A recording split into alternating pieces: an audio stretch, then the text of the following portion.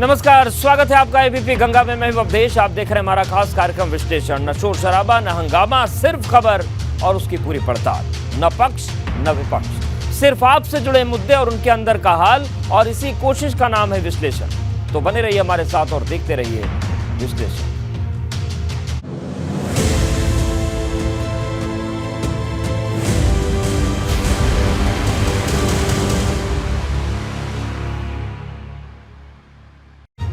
विश्लेषण में आज बात ओम प्रकाश राजभर की सावधान हुंकार की, क्योंकि 15 अगस्त से राजभर यूपी में सावधान यात्रा निकालने जा रहे हैं, जिसे जानकार सपा की देश बचाओ पदयात्रा के पलटवार के रूप में देख रहे हैं। क्योंकि जब से राजभर ने सपा का साथ छोड़ा है, तब से उन्होंने मोर्चा खोल रखा है और अब पूर्वांचल की पिच पर जमकर घमासान होगा।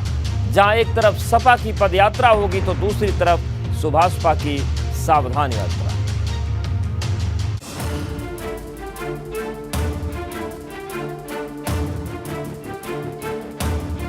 राजभर भरेंगे हुंकार।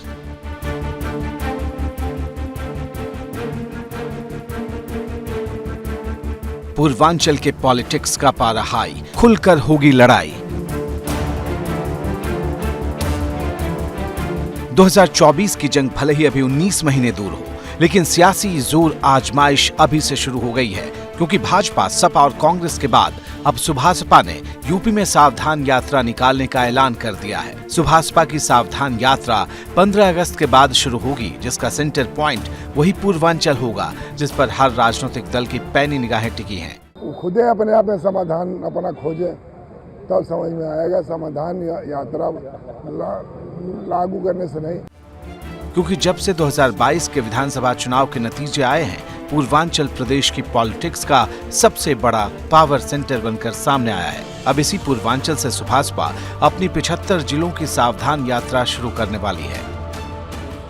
पार्टी ने ओम प्रकाश राजभर के गढ़ गाजीपुर से देश बचाओ देश बनाओ पदयात्रा की शुरुआत 9 अगस्त से की, तो अब ओम प्रकाश राजभर इसका जवाब देने की तैयारी में है। ओम प्रकाश राजभर 15 अगस्त के बाद सावधान यात्रा निकालने वाले हैं, जो प्रदेश के सभी 75 जिलों में जाएगी और इसका समापन बिहार की राजधानी पटना में होगा।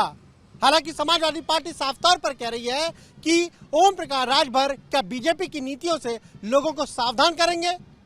समाजवादी पार्टी कह रही है कि ओम प्रकाश राजभर बीजेपी की बी टीम है और बिना मंत्री बने वो रह नहीं सकते, मंत्री बनने के लिए लालायित है, इसीलिए इस तरह की यात्रा निकाल रहे हैं।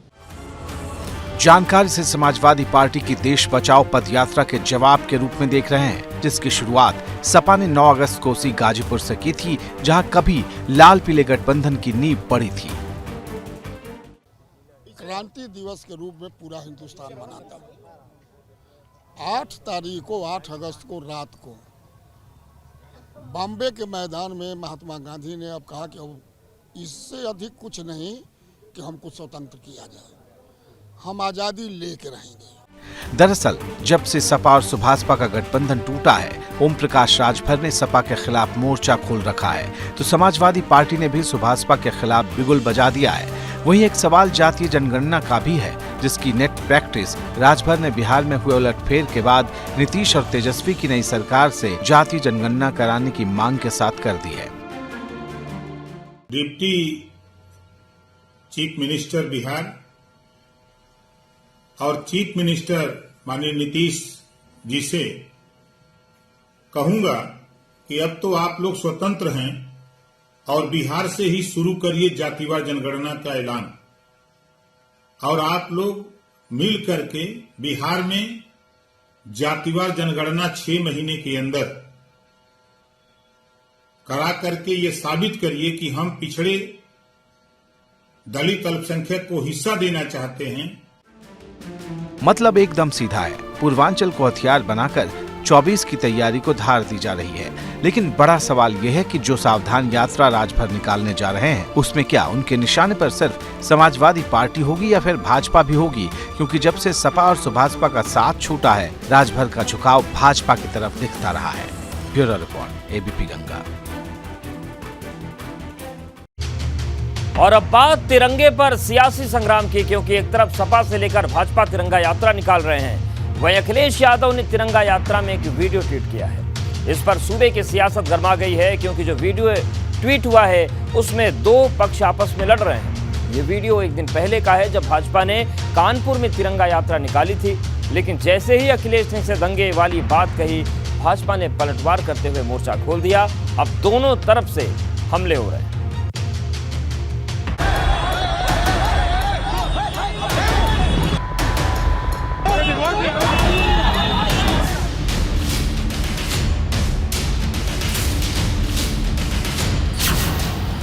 सपा भाजपा की लड़ाई तिरंगे पर सियासत गरमाई। पास कोई मुद्दा तो रहता नहीं है और वो जैसा उनका स्वभाव वैसा वो बात करते हैं। यदि कोई झंडे हाथ में लेकर के भद्दी गालियां दे रहा है, मारपीट कर रहा है, तो वो दंगा की ही श्रेणी में आएगा। अखिलेश ने साधा निशाना, कानपुर बना अखाड़ा।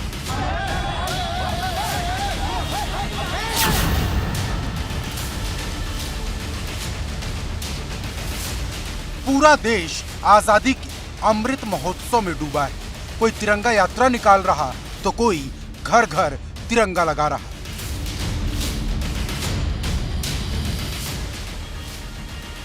लेकिन कानपुर से आई इस तस्वीर ने सूबे की राजनीति का पारा चढ़ा दिया। बताया गया कि यह वीडियो कानपुर में बुधवार को निकाली गई भाजपा की तिरंगा यात्रा का था, जिसे डिप्टी सीएम ब्रजेश पाठक ने हरी झंडी दिखाई थी। लेकिन उससे पहले ही दो गुट आपस में भिड़ गए, जिसका एक वीडियो अखिलेश यादव ने ट्वीट करते हुए भाजपा पर निशाना साधा और तिरंगा यात्रा को दंगा यात्रा ना बनाने की बात कह दी। अब इसी वीडियो को लेकर सपा और भाजपा के बीच जंग छिड़ गई है।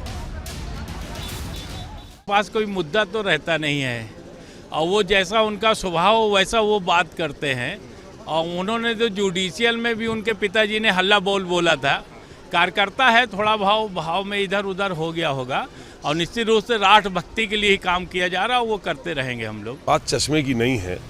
जिस भाव और भावना से तिरंगे का सम्मान किया जाता है, प्रधानमंत्री जी ने अमृत महोत्सव मनाने का आह्वान किया लोगों से।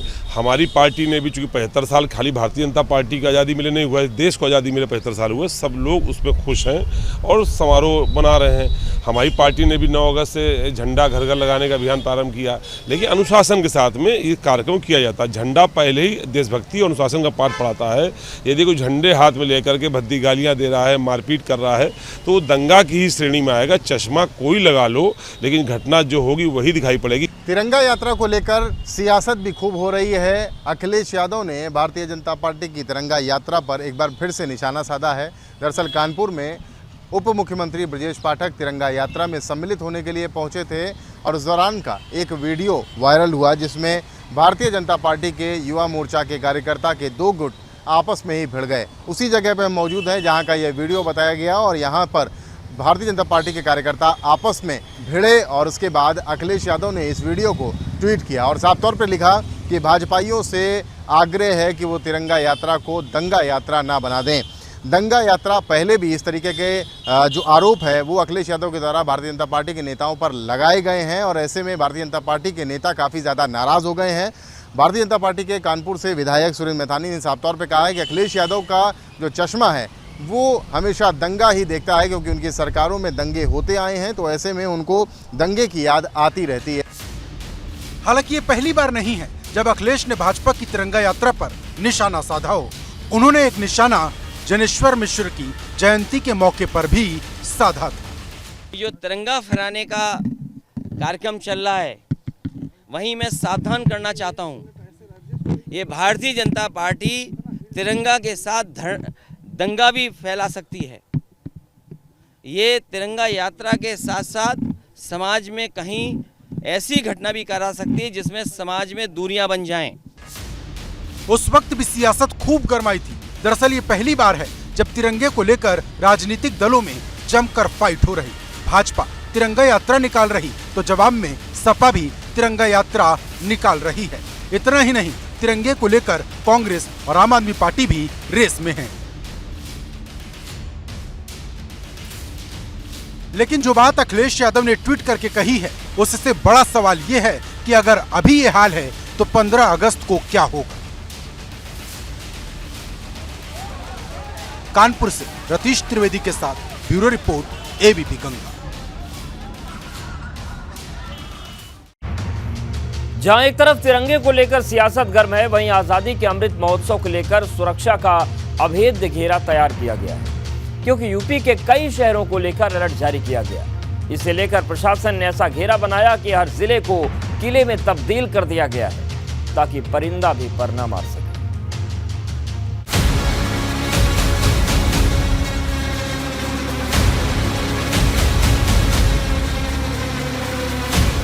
कहीं सुरक्षा का घेरा, कहीं आसमान से ड्रोन का पहरा। सड़कों पर पुलिस की तैनाती, लखनऊ से काशी तक अभेद चक्रव्यूह। आजादी के अमृत महोत्सव को लेकर पूरे देश में जश्न है, लेकिन इस बार आजादी के जश्न पर बुरी ताकतों का साया भी मंडरा रहा है। खुफिया एजेंसी ने लखनऊ, वाराणसी, कानपुर, नोएडा, गाजियाबाद और गोरखपुर को लेकर अलर्ट जारी किया है, जिसको देखते हुए प्रशासन ने सुरक्षा का बड़ा घेरा तैयार किया है। सुरक्षा कितनी कड़ी है, इसका अंदाजा इस बात से लगा सकते हैं कि नेपाल बॉर्डर और दूसरी सीमा से सटे सभी जिलों में रात को होने वाली हर एक मूवमेंट पर विशेष सतर्कता बरती जा रही है। 15 अगस्त के मद्देनजर इस समय शहर में जगह जगह तैयारियां की जा रही हैं। विधानसभा और लोक भवन दोनों ही जगह आप देख सकते हैं भव्य आयोजन की तैयारी है। इनके बीच में अगर बात करें जो सड़क जा रही है, और इसे लेकर इस समय पूरी जो पुलिस व्यवस्था है, जो सिस्टम है, वो तैयारियों में जुटा है। एसीएस होम और डीजीपी ने यूपी 112 की समीक्षा की और डीएम से लेकर कप्तान और एसओ से लेकर एसएचओ तक को पल पल की निगरानी रखने को कहा।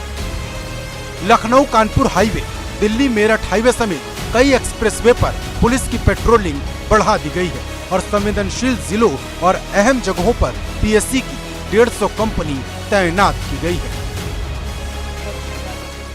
है जिसका कि आपने अभी देखा, उसके क्रम में जो है लगभग 4.5 करोड़ से अधिक झंडे लगेंगे। तो इस पूरी व्यवस्था को व्यवस्थित रूप से आगे बढ़ाने के लिए सभी जनपद के जिलाधिकारी, सभी जनपद के पुलिस के अधिकारी, एसओ लेवल तक जो है निर्देशित किया गया है कि कहीं कोई किसी तरह की दिक्कत ना हो, और मोबिलिटी पुलिस की बहुत। वहीं काशी में घाट से लेकर मंदिर और स्टेशन पर सुरक्षा एकदम चौकस है, क्योंकि जब से काशी विश्वनाथ कॉरिडोर बना है तब से काशी आतंकियों के निशाने पर है। देखिए, काशी वैसे भी भारत की एक तरह की सांस्कृतिक राजधानी है और बहुत भारी संख्या में देशी विदेशी पर्यटकों का निरंतर बनारस में आगमन रहता है।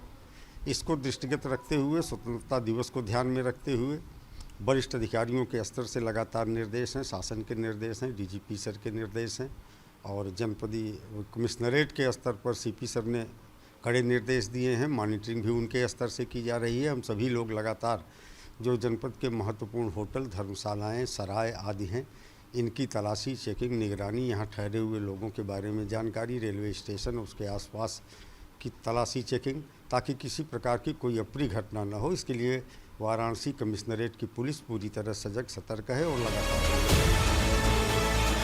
मतलब एकदम सीधा है, सुरक्षा को लेकर यूपी एकदम अलर्ट मोड पर है, क्योंकि जब जब बड़े पर्व आते हैं आतंकी संगठन एक्टिव हो जाते हैं।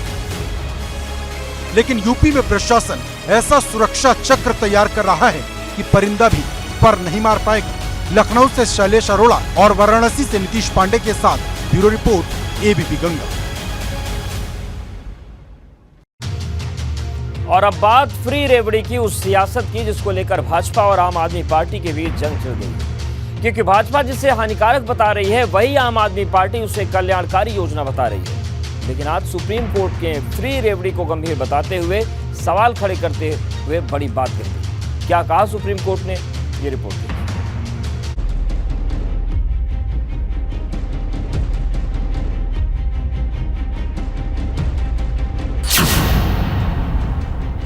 फ्री पर भाजपा वर्सेस आप, देश के लिए अभिशाप। सुप्रीम कोर्ट ने बताया गंभीर, यूपी में चले सियासी तीर। रेवड़ी वाला कल्चर, 17 अगस्त को क्लियर होगी पिक्चर। क्या भारत का हाल श्रीलंका जैसा हो जाएगा? क्या भारतीय अर्थव्यवस्था फ्री वाली रेवड़ी की भेंट चढ़ जाएगी? ये सवाल फ्री रेवड़ी के कल्चर को लेकर खड़ा हो गया है, जिसको देश की सर्वोच्च अदालत ने भी गंभीर माना है और दो टूक शब्दों में कह दिया है कि पैसे का इस्तेमाल इंफ्रास्ट्रक्चर के लिए हो तो बेहतर है। लेकिन सुप्रीम कोर्ट ने ये बात ऐसे समय पर कही है जब फ्री वाली रेवड़ी को लेकर भाजपा और आम आदमी के बीच जंग छिड़ी है। भाजपा इसे हानिकारक बता रही है तो आम आदमी पार्टी कल्याणकारी योजनाओं और मुफ्त की रेवड़ी के बीच का फर्क बता रही है। पर यूपी की सियासत उस वक्त गर्म हो गई जब आम आदमी पार्टी के सांसद संजय सिंह ने योगी सरकार की महिलाओं को फ्री यात्रा देने वाली योजना की तुलना रेवड़ी कल्चर से कर दी। उनके खिलाफ योगी जी ने ही बगावत छेड़ दी, कह रहे हैं कि बस की फ्री यात्रा देंगे महिलाओं को। तो अरविंद केजरीवाल का जो फ्री बिजली का मॉडल है, फ्री शिक्षा का मॉडल है, फ्री स्वास्थ्य का मॉडल है, फ्री बस की यात्रा का मॉडल है, उसको तो हर राज्य अपनाने की कोशिश कर रहा है। जो वो रेवड़ी बांटते हैं, वो इस तरह की चुनाव आता है तो चुनाव के समय इस तरह की बातें करते हैं। हम लोग आज चुनाव नहीं है, चुनाव 5 साल के बाद 2027 में उत्तर प्रदेश का होने वाला है, लेकिन आज हम कर रहे हैं। चुनाव के दौरान मुफ्त की स्कीम के जरिए जनता को लाभान्वित करने के तमाम सारे वादों को लेकर के सुप्रीम कोर्ट में इस वक्त केस चल रहा है। अगर बात करें तो सुप्रीम कोर्ट में केंद्र सरकार की जो तमाम सारी कल्याणकारी योजनाएं हैं इसको भी चुनौती दी गई है, तो वहीं तमाम सारे जो अन्य राज्य सरकारें हैं उनकी भी योजनाओं को लेकर चुनौती दी गई है। सुप्रीम कोर्ट इस मामले पर सुनवाई कर रहा है। वहीं सुप्रीम कोर्ट की आज टिप्पणी रही है कि जिस तरीके से वेलफेयर स्कीम चलती है तो वेलफेयर स्कीम और आर्थिक संतुलन दोनों को साधना बेहद जरूरी होता है। इस पूरे मामले में अगर बात करें तो सुप्रीम कोर्ट अब 17 अगस्त को सुनवाई करेगी, जहां पे तमाम सारे पक्षों को अपनी दलील रखनी होगी। खासतौर से केंद्र सरकार को भी अपनी दलील रखनी होगी कि किस तरीके से जो तमाम सारे वेलफेयर स्कीम चल रहे हैं, जो तमाम सारे चुनावी वादे के बाद भी स्कीम चल रहे हैं, तो उनको लागू करने में कितना खर्च आ रहा है और इससे केंद्र सरकार को किस तरीके से आर्थिक बोझ पड़ रहा है। बता दें कि फ्री रेवड़ी पर सबसे पहले चोट पीएम मोदी ने यूपी के बुंदेलखंड से की थी। तब उन्होंने इसे देश के लिए हानिकारक बताते हुए उन सभी राजनीतिक दलों को चेताया था जो चुनाव जीतने के लिए फ्री की रेवड़ी का सहारा लेते हैं। आजकल हमारे देश में मुफ्त की रेवड़ी बांटकर वोट बटोरने का कल्चर लाने की भरसक कोशिश हो रही है।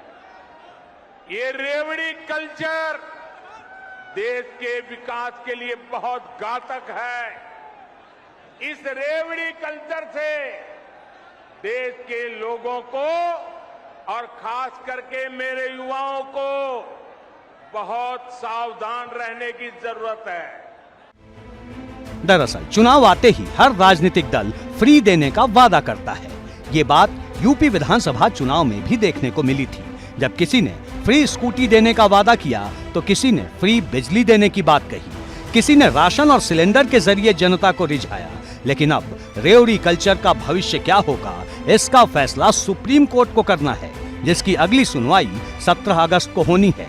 क्योंकि अगर रेवड़ी कल्चर पर रोक लगी तो कई राज्यों में मिल रही सुविधाएं खत्म हो जाएंगी। एबीपी गंगा के लिए ब्यूरो रिपोर्ट।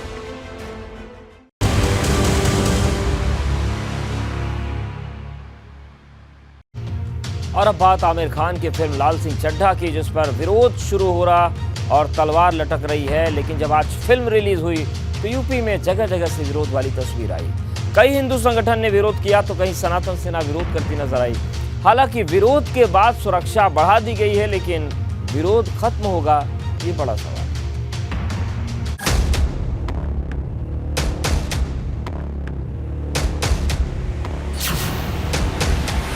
शहर शहर लाल सिंह चड्ढा का विरोध, सड़कों पर गतिरोध।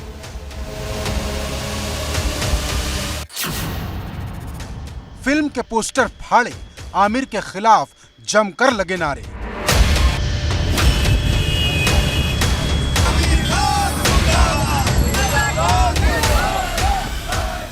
जब से आमिर खान की फिल्म लाल सिंह चड्ढा का ट्रेलर आया, तभी से इस फिल्म के बॉयकॉट की मांग उठने लगी। लेकिन ये विरोध की आग उस वक्त तेज हो गई जब लंबे इंतजार के बाद ये फिल्म बड़े पर्दे पर रिलीज हुई। सबसे पहले फिल्म को लेकर विरोध की तस्वीर गोरखपुर से आई, जहां गोरखपुर के माया सिनेप्लेक्स थिएटर के बाहर हिंदू महासंघ ने न सिर्फ आमिर खान के खिलाफ जमकर नारेबाजी की, बल्कि थिएटर पर लगे फिल्म के पोस्टर फाड़ दिए।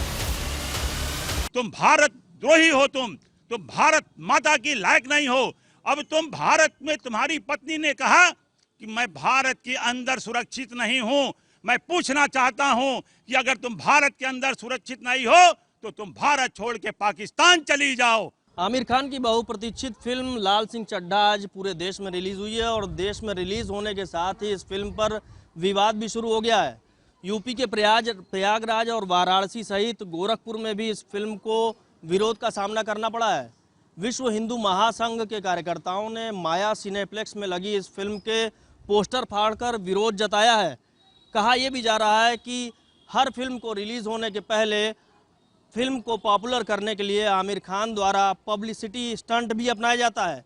विश्व हिंदू महासंघ ने यूपी के मुख्यमंत्री योगी आदित्यनाथ से फिल्म को बैन करने की मांग की है।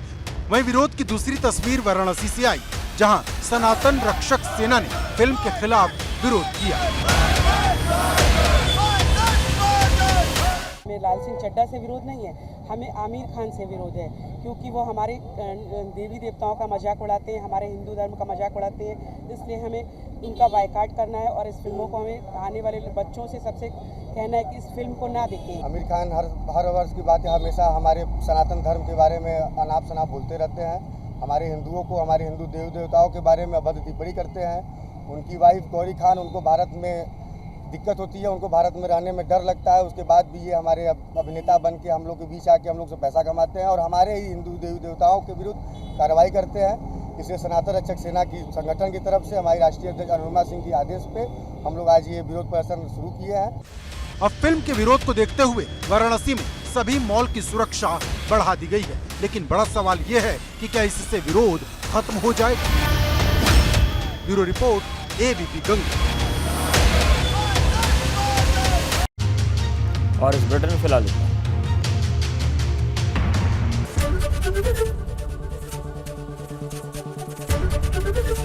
एबीपी गंगा, खबर आपकी, जुबान आपकी।